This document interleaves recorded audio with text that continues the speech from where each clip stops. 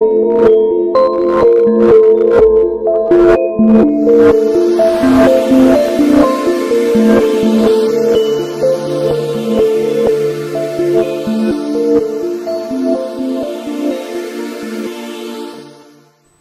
dear brothers and sisters, today as we all know, we are celebrating the feast of the Holy Eucharist as well as the feast of the Holy Priesthood. And let us thank the Lord for this gift of these two, the priesthood as well as the Holy Eucharist. And there are many people who used to ask me, Father, we know that this is the day Jesus started the priesthood. This is the day Jesus started the Eucharist. But where is it written that Jesus started priesthood on this day? How do we come to this conclusion that this is the day, the feast of priesthood? What is the biblical background for this? So today in this talk I'm going to reflect about that. And before we start speaking about that, I would like to speak to you a comparison between the other synoptic gospels, and that is Matthew, Mark, Luke, and Gospel of John. In the synoptic gospels, that is Matthew and Mark and Luke, the Holy Eucharistic celebration, the prominent importance is given for the breaking of the bread. We see Jesus takes the bread and then he prays over, and then he takes the wine and said, "This is my blood," and then gives to the disciples. So the breaking of the bread is given importance in the synoptic gospels, that is Matthew, Mark, Luke. But in Gospel of John, the Gospel of John doesn't speak about the breaking of the bread. Of course, there is a mention about the breaking of the bread, but the whole process is not written in the Gospel of John. Maybe the scholars say maybe because the first three Gospels have already written about the breaking of the bread, consecration of the bread and wine. It's already written in the previous three Gospels. That may be the reason Gospel of John has omitted this part. But the most importance is given in the Gospel of John is for the washing of the feet. The synoptic gospel, breaking of the bread, that is Eucharist. But in the Gospel of John, the most importance is given for the covenant, new covenant, is for the washing of the feet. In the synoptic gospel, when we speak about the Paschal mystery, that is the breaking of the bread, wherein the passion and death and resurrection of Jesus is involved in the breaking of the bread. In the Gospel of John, the whole Paschal mystery is hidden in the washing of the feet. The whole Paschal mystery means the incarnation, the passion and death and resurrection of Jesus is called Paschal mystery. The whole Paschal mystery is hidden in the Gospel of John. Let us take this passage. We read like this, Gospel of John chapter 13. We read verse 3. Verse 3 onwards we read like this. Jesus, knowing that the Father had given all things into his hands, and that he had come from God and was going to God. Next. He knew, see, the whole, in one sentence, the whole salvation mystery is written down.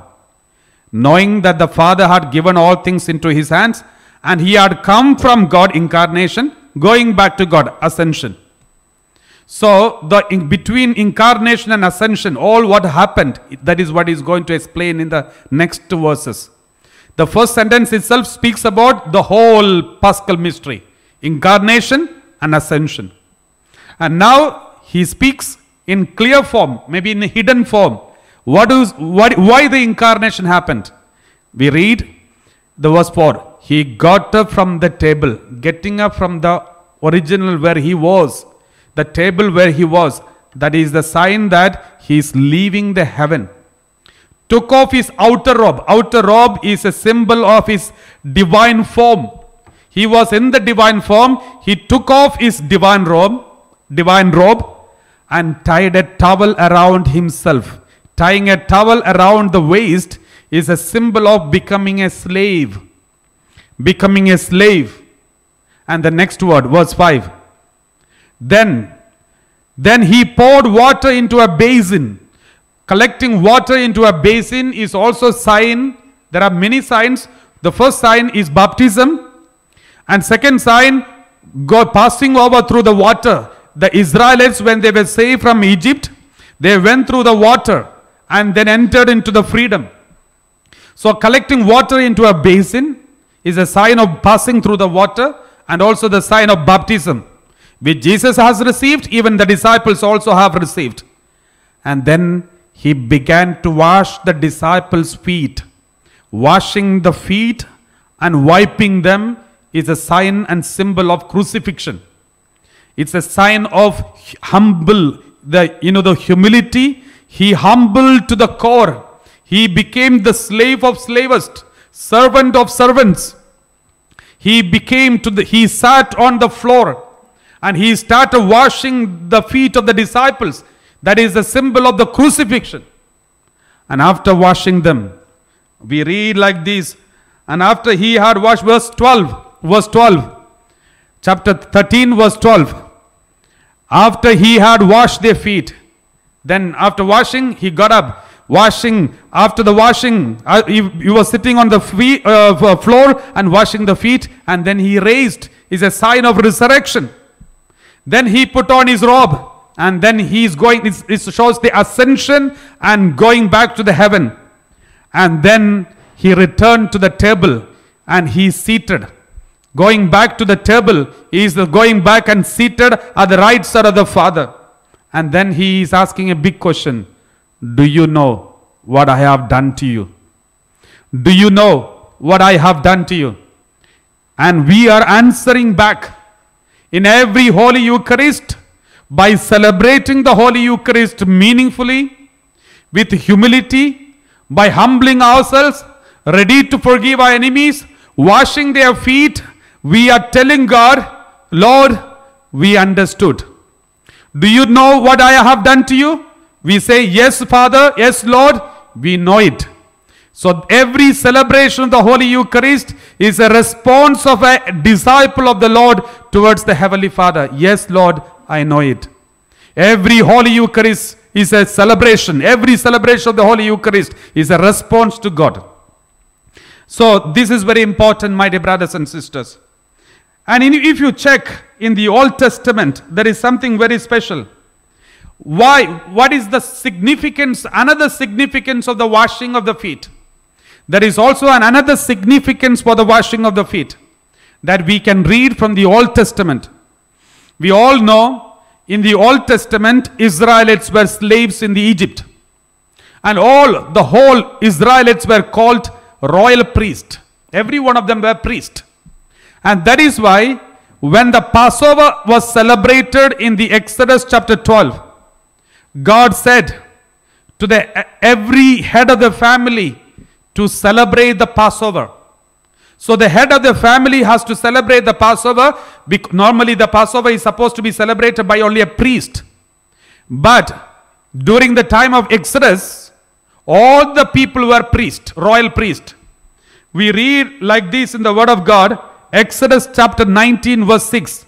God is calling the people of Israel as the people of royal priesthood. All of them are priests. Therefore, the head of the family was able to celebrate the Holy Mass. The head of the family was able to celebrate the Passover. We read Exodus 19:6. But you shall be for me a priestly kingdom. The whole Israel is a priestly kingdom and a holy nation. So you are a priestly kingdom and a holy nation. So this is what happened. But after the Exodus, after passing over the Red Sea, then when the Sinai covenant happened, after the Sinai covenant, we can see the first thing God is asking the Israelites to do, Moses and the Israelites to do, the first thing God is asking them to do, there are two things God asked them to do first. The two things which God asked them to do first is, the first one, make a tabernacle. Second one, appoint priest. First one, make a tabernacle. Tabernacle means is a symbol of the temple which is going to be built later, Jerusalem temple. So the prefiguration of the Jerusalem temple is called tabernacle. And make a tabernacle, and then second, appoint priesthood and ordain priest. The two things God is asking them. And therefore, Moses and the people, they prepared the tabernacle, and then Moses, as requested by God the Father, Moses started selecting the priest. And there is an ordination of the priest. Let us read the ordination of the priest. How was the ordination of the priest? We read Exodus chapter 29, verse 4 to 6. The priesthood in the Old Testament after the Exodus was Levite priesthood. The tribe of Levi and also the children, the sons of Aaron, were only allowed to be priest. So now let's read the ordination of the priest. In the Old Testament, when Levite priesthood was ordained, how was the ordination taking place? We read Exodus chapter 29, verse 4 onwards. You shall bring Aaron and his sons to the entrance of the tent of meeting. And the first one, wash them with water. Before ordination, the first ceremony is wash them. Wash them with water, especially the feet and the hands. Let's read, continue. Verse 5. Then you shall take the vestments and put on Aaron the tunic and the robe of the ephod. Ephod is the vestment of a priest. And the ephod and the breastpiece, and gird him with the decorated band of the ephod. This is the vestment of a priest, which you can read in the book of Revelation later, where Jesus himself is wearing the same vestments. And verse 6, let's read verse 6. And you shall set the turban on his head and put the holy diadem on the turban. Next. So you shall take the anointing oil and pour it on his head and anoint him. These are the ordination ceremony. If anybody has attended any Catholic ordination of a priest, exactly this is the same thing that is going on. And now, in the ordination ceremony of the Old Testament, the first action is washing the feet. Washing of the feet. Moses is washing. Moses is standing on behalf of God, because God gave the authority to Moses, and is washing the feet of Aaron and all the other priests. We also read chapter 30, Exodus chapter 30 verse 17. Exodus chapter 30 verse 17. Exodus chapter 30 verse 17. The Lord spoke to Moses. 18. You shall make a bronze basin with a bronze stand for washing. You shall put it between the tent of meeting and the altar, and you shall put water in it. Next one.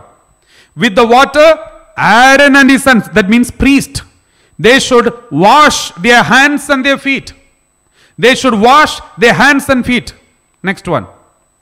When they go into the tent of meeting, or when they come near the altar to minister, to make an offering by fire to the Lord, they shall wash with water, so that they may not die.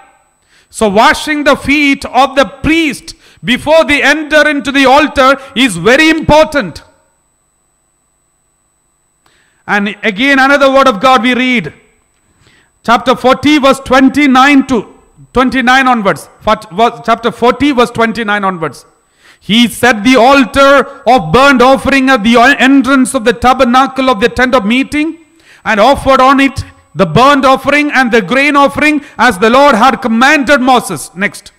He set the basin between the tent of meeting and the altar, and put water in it for washing. Next. With which Moses and Aaron and his sons washed their hands and their feet. Next. When they went into the tent of meeting, and when they approached the altar, they washed as the Lord had commanded Moses. So, before celebrating the sacrifice, before go to the altar to celebrate, every priest is supposed to wash their feet and hands according to the Old Testament. And for the ordination, the first thing Moses did, washing the feet and hands of the priest, the ordained priest. And when we come to the New Testament, when Jesus when Jesus is instituting Eucharist, before he instituted the Eucharist, we can see the first thing that he did is he is washing the feet of the disciples by, you can see a similar initiation ceremony of the ordination of the priesthood. We can see an initiation ceremony of the ordination of the priest. And remember, in the Old Testament, the Levite priest, once they are ordained as a priest, they have no portion from the land. The Israelites was divided into many groups. There are 12 tribes, and one tribe was extra for Manasseh, and the whole 12 tribes were given to all the other sons of Jacob except Levi. The Levi tribe, the priestly tribe, was not given permission to hold property.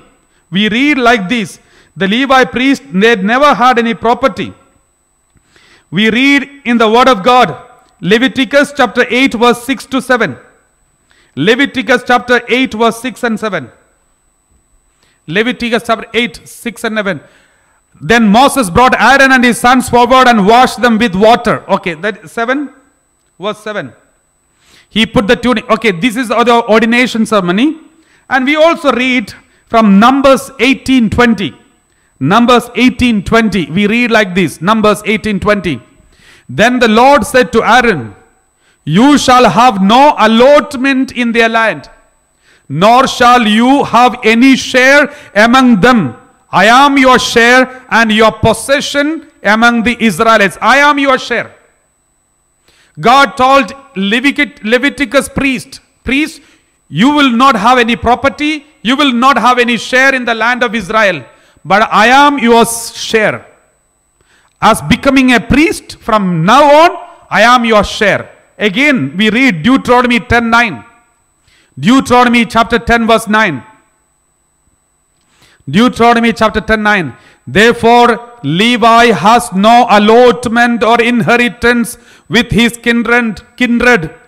The Lord is in his inheritance, as the Lord your God promised him. So only God is in his inheritance or share.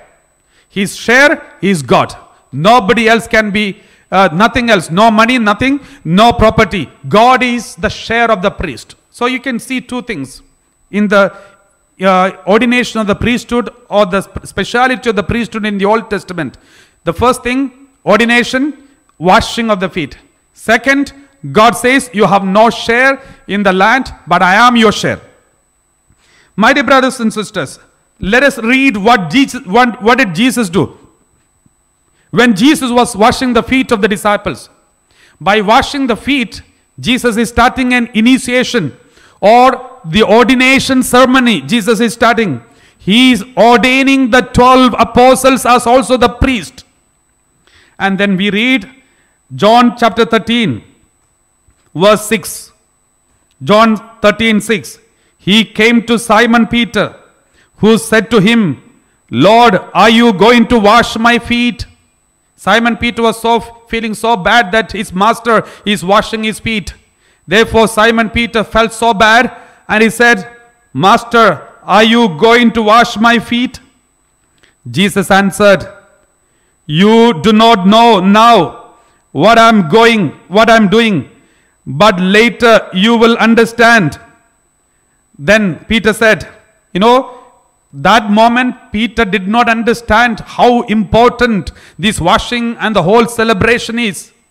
Jesus said, but later you will understand. In fact, we all know the importance of the Holy Mass and the integrity of the Holy Mass, the power of the Holy Mass, and all these things were revealed to the people, the disciples, later. Especially of the Emmaus disciples, Jesus explained to the Emmaus disciples the whole Old Testament. Only when you get connection with the Old Testament and New Testament, you will understand the importance of the Holy Eucharist. That's what Jesus told Peter. You will not understand what I'm doing now, but you will understand it later. Then Jesus answered, okay, verse 8. Peter said to him, you will never wash my feet. Peter was so bad, feeling bad. And he said, you will never wash my feet. Then Jesus said, unless I wash you, you have no share with me. What does it mean? Unless I ordain you as a priest, as in the Old Testament, priest has got only one share. God is the share. And now Jesus is telling Peter, unless I ordain you, you will have no share with me. Therefore, I have to ordain you so that I am your share. Like in the Leviticus, Levites has to be ordained washing the feet and washing the hands. And then God said, I am your share. In the New Testament, God is telling Peter, unless I wash and ordain you, you cannot have share with me. Then Peter was so shocked. Yeah, his eyes opened. Suddenly he understood, if I have to believe that God is the only share for me, then I have to be a priest. In order to be a priest, I should have ordination. For ordination, the first ceremony is washing the feet. And then Peter said, next one. Peter said, Simon Peter said to him, Lord, not my feet only, but also my hands and my head. Just like in the Old Testament, he remembered the Old Testament maybe. In the Old Testament, washing the feet and hands and everything. But Peter said, okay, then wash my feet and wash my head, wash my hands. Then Jesus said, those who have already taken bath, that means already those who have taken baptism, do not need this. Your first sacrament already received. Out of the 7 sacraments, the first sacrament is already there. Therefore, now the sacrament of ordination, you just need to wash your feet. That's all. Praise the Lord. My dear brothers and sisters, this is the first celebration, ordination celebration. And that is why the priesthood and Holy Eucharist goes together. They are like two sides of the same coin. This happens, the inauguration of the Eucharist, inauguration of the priest, ordination of the priest, the disciples as the priest, and the celebration of the Holy Eucharist. Both happen simultaneously. And again, we read one more thing. In the Old Testament, when all the people were priests, and the Passover celebration, that is the first symbol of the sacrifice of Eucharist, Passover, the Paschal mystery, the first one. Who was the celebrant? The head of the family. Why? All the heads of the family, all the Israelites were priests. Therefore, they were allowed to celebrate the Passover mystery. But later, this authority was taken away from the people and given only to the Levite priest. And instead of celebrating the Passover in every house, then the Passover started celebrating only in the temple. Later, we read in the Bible, if you go on reading it, the priesthood was taken from everyone. The royal priesthood remains, but the priesthood of ministerial priesthood was given only to the Levite priest. And sacrifice of Passover, celebration of the Passover, which was taking place in every house, was taken away from houses and only celebrated in the temple. This is the development happened after the Exodus. We read like this. Exodus chapter 12 verse 14. When the first Passover was celebrated, all the people were priests. And God said to them, this day shall be a day of remembrance for you. You shall celebrate it as a festival to the Lord. Throughout your generations, you shall observe it as a perpetual ordinance. It's a perpetual ordinance. You have to do it perpetually. Every day, for eternity. God says. And he says, do it in remembrance of me. This is the meaning of it.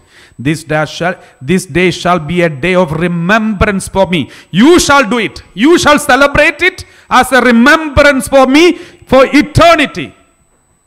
But there is a development happens in the process. This happened in the Gospel in the Exodus chapter 12. Later we see there is a development. What is the development? Initially all the heads were allowed to celebrate. Later it was given only to the Levite priest. Initially this Passover was celebrated in every house. Later it was given only to the temple, Jerusalem temple. Only priests should celebrate only in the Jerusalem temple. And then this do it in remembrance of me. That commandment was restricted only to the priest and only in the church. And this became a development later. And this is exactly what Jesus is doing. Gospel of Matthew chapter 26 verse 27. After celebrating the Passover, breaking of the bread, after making the bread into his body and wine into his blood, then Jesus said, 26:27, and we read like this, then he took a cup and after giving thanks, he gave it to them and saying, drink from it and all of you. Next, 28. For this is my blood of the covenant which is poured out for many of for the forgiveness of sins.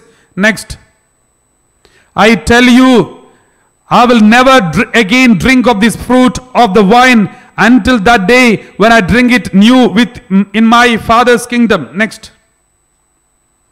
We read like this. Gospel of Matthew chapter 26. We read like this. What word of God says.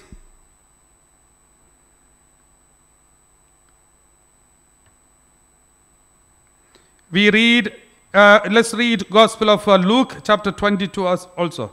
Gospel of Luke chapter 22.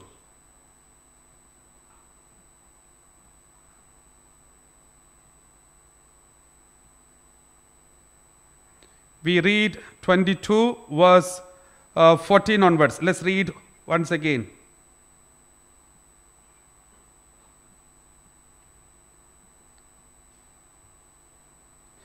Verse 19, 22 verse 19. Then he took a loaf of bread, and when he had given thanks, he broke it and gave it to them, saying, this is my body which is given for you. Do this in remembrance of me. This was the command given to the Old Testament priest.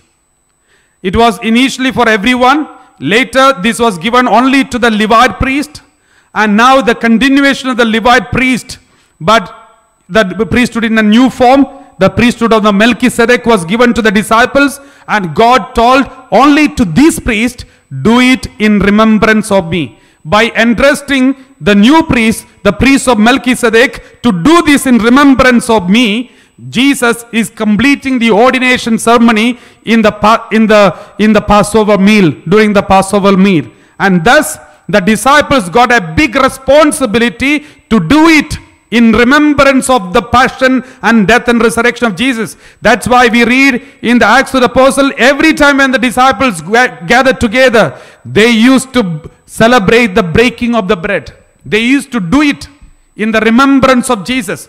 And they used to celebrate it every day. And that is why the Holy Catholic Church says, because of all these processes, we believe the priesthood was inaugurated on the day when Jesus celebrated the Passover meal. Not only the Eucharist was inaugurated, the priesthood also was inaugurated, and it continued. And this is what we read from the Word of God. There is also one more reason why we celebrate the Eucharist.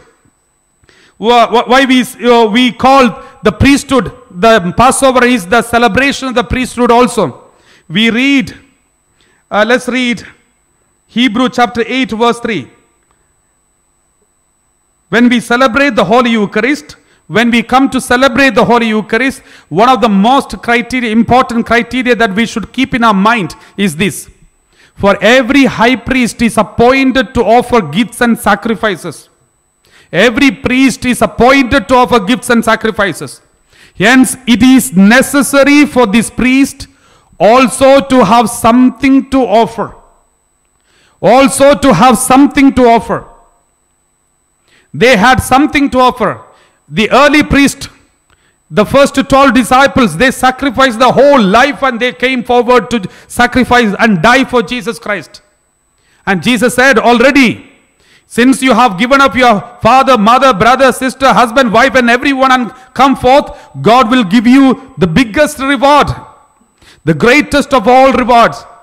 God appointed them, anointed them as priests. They came with a sacrifice. And God accepted their sacrifice and ordained them as a priest. And we also read in the Old Testament, in the Exodus chapter 12, when we read the first Passover, when the first Passover was celebrated, There was breaking of the bread, eating of the lamb meat of the lamb, roasted meat of the lamb, eating of the bread and eating of the meat. And in the New Testament, when we take the bread, we are in fact eating the meat or the flesh of our Lord, flesh of the Lord. There is one more thing that was added in the first Passover. The first Passover, in the first Passover, there is one more thing added in the first Passover. That was bitter herbs. They were supposed to eat bitter herbs. Bitter herbs to remember the painful experience that they had gone through in the Exodus, in the Egypt. So they used to eat the bitter herb. In the New Testament, when Jesus celebrated the Passover, we don't see the disciples and Jesus eating any bitter herbs. But we see something. When they stand around they sit around the altar to celebrate the Holy Eucharist, breaking of the bread. We read Gospel of John chapter 13 verse 26. Sorry, 23 onwards. 23 onwards. Sorry, 21 onwards. Sorry, 21, chapter 13 verse 21. After saying this, Jesus was troubled in the spirit and declared, very truly, I tell you, one of you will betray me. Verse 22. Disciples looked at one another, uncertain of whom he was speaking. One of his disciples, the one whom Jesus loved, was reclining next to him. Simon Peter therefore motioned to him to ask Jesus of whom he was speaking. So while reclining next to Jesus, he asked him, Lord, who is it? Jesus answered, it is the one to whom I give this piece of bread when I have dipped it in the dish. And so, when he had dipped the piece of bread, he gave it to Judas, son of Simon Iscariot. You can see in the Passover meal which Jesus celebrated, there is a bitter experience for all the disciples. Jesus told them face on their face, one of you going to betray me. It was equal that they were taking bitter herbs along with the bread, breaking of the bread. And that was also their part of it. Part of the celebration, the Passover in the Old Testament, that is also seen in the New Testament Passover celebration.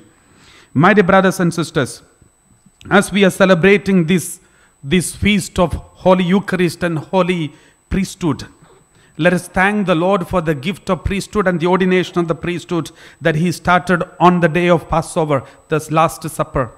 As we are celebrating the feast of the priesthood and Eucharist, and we are wishing all the priests, and we are also thanking the Almighty God for giving us his Eucharist. Let us remember all the priests in a special way and pray for them.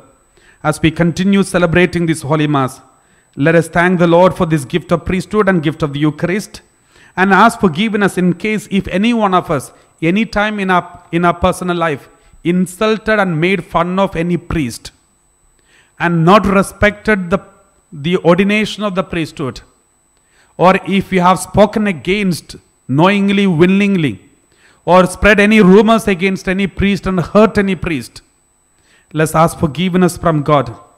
We read like this, one word of God also let's read. That is from Hebrews, letter to Hebrews chapter 13. Chapter 13 verse 17. Hebrews chapter 13 verse 17. With this we will conclude. Obey your leaders and submit to them, for they are keeping watch over your souls and will give an account. Let them do this with joy and not with sighing, for that would be harmful to you. Obey your leaders, speaking about spiritual leaders. Submit to them, because they are keeping watch over your souls, and they have to give an account in front of God. Let them do this with joy. Let them do the parish ministry, pastoral ministry. Let them do this with joy, not with sorrow. If any priest is doing the pastoral ministry in their parishes with sorrow, that would be harmful to all the parishioners, according to the word of God. It would be harmful. It is dangerous for all the parishioners. This is not what I said. It is the word of God. You can take and read Hebrews 13:17. Therefore, let's ask pardon and forgiveness from God if we have hurt any priest and made him to celebrate and do his spiritual duty with sorrow in his heart. He is pained in his heart. Let us ask forgiveness from those priests. Let us pray for all those priests who are keeping any hurt in their heart. Let's pray for them. Otherwise, it would be harmful to us. Let's close our eyes.